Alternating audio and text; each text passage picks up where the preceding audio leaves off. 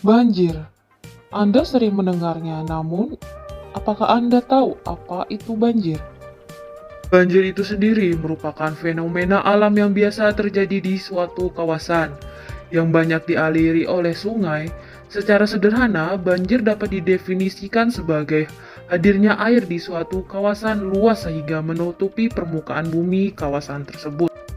Faktor-faktor yang menyebabkan banjir diantara lainnya, yang pertama, curah hujan tinggi yang menyebabkan debit air sungai lebih besar dari biasanya, bahkan bisa lebih dari kapasitas sungai. Pengaruh fisiografis sungai seperti bentuk sungai, fungsi daerah kemiringan sungai, geometri hidrologi, lokasi sungai, dan hal-hal yang mempengaruhi terjadinya banjir. 3. Topografi dapat mengalirkan air di daerah yang tinggi ke daerah yang lebih rendah.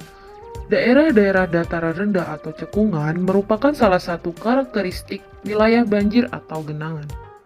Yang keempat yaitu banyaknya pemukiman yang dibangun pada dataran sepanjang sungai, yang harusnya dataran banjir dibebaskan dari pembangunan.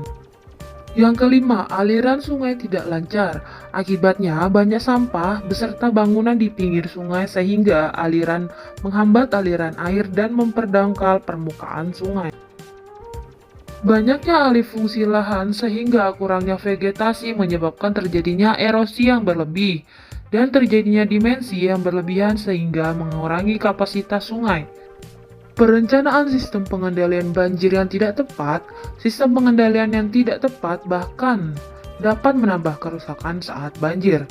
Kerusakan bendungan dan bangunan pengendalian banjir, penelitian yang kurang memadai menimbulkan kerusakan dan akhirnya tidak berfungsi dan dapat meningkatkan banjir yang lebih besar. Banjir dapat berdampak pada kehidupan seperti merusak sarana dan prasarana seperti rumah, mobil, gedung, harta benda, melumpuhkan jalur transportasi dan komunikasi, membuat berhentinya aktivitas manusia karena manusia akan kesulitan untuk beraktivitas dalam keadaan banjir. Mencemari lingkungan seperti lingkungan menjadi kotor dan dapat menyisakan banyak lumpur, menyebabkan erosi dan memicu timbulnya bencana lain. Pada saat setelah banjir melanda lingkungan menjadi kotor, air menjadi tercemar, lingkungan yang kotor membuat penyakit menular mudah sekali menyebar. Banjir membawa berbagai sampah yang berisiko menyebabkan penyakit kepada manusia.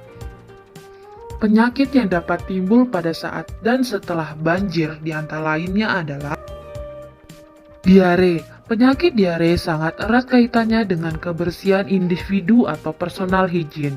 Pada saat banjir, sumber-sumber air minum masyarakat, khususnya sumber air minum dari sumur dangkal akan ikut tercemar. Demam berdarah. Pada saat musim hujan terjadi peningkatan tempat perindukan nyamuk Aedes aegypti. Karena banyaknya sampah seperti kaleng bekas, ban bekas, tempat-tempat tertentu terisi air sehingga menimbulkan genangan, tempat berkembang biaknya nyamuk tersebut.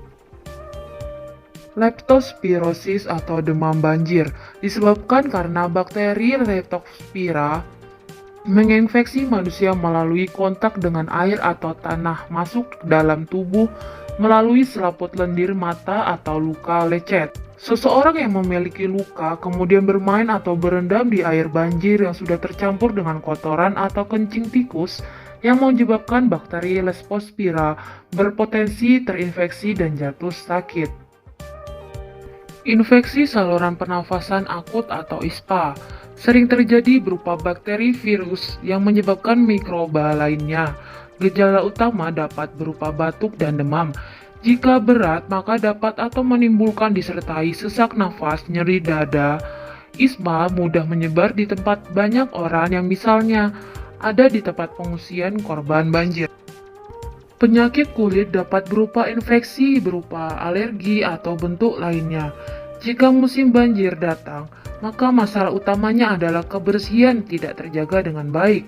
Seperti juga pada ISPA, berkumpulnya banyak orang juga dapat berperan dalam penularan infeksi kulit. Penyakit saluran cerna lain, misalnya demam tifoid. Dalam hal ini, faktor kebersihan makanan memegang peran yang sangat penting. Untuk menghindari penyakit pada saat dan pasca banjir, kita perlu jalankan perilaku hidup bersih dan sehat, yaitu yang pertama, mencuci tangan memakai sabun. Konsumsi air yang sudah direbus hingga mendidih. Hindari menyantap makanan yang sudah tercemar. Gunakan sarung tangan dan alas kaki saat membersihkan rumah. Bersihkan lumpur sisa banjir dengan menggunakan cairan pembersih lantai. Jaga kebersihan dengan membuang sampah pada tempatnya. Gunakan pakaian kering untuk menghindari terjangkitnya penyakit kulit.